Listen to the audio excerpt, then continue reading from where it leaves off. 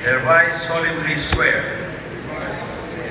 that I will faithfully discharge to the best of my ability the duties of my present position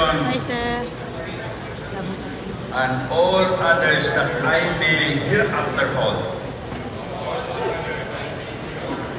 under the Republic of the Philippines, that I will bear true faith and allegiance to the same, that I will obey the laws, legal orders, and decrees promulgated by the duly constituted authorities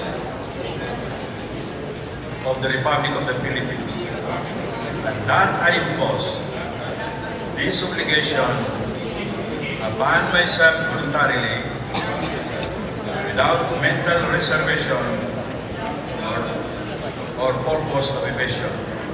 So help me God.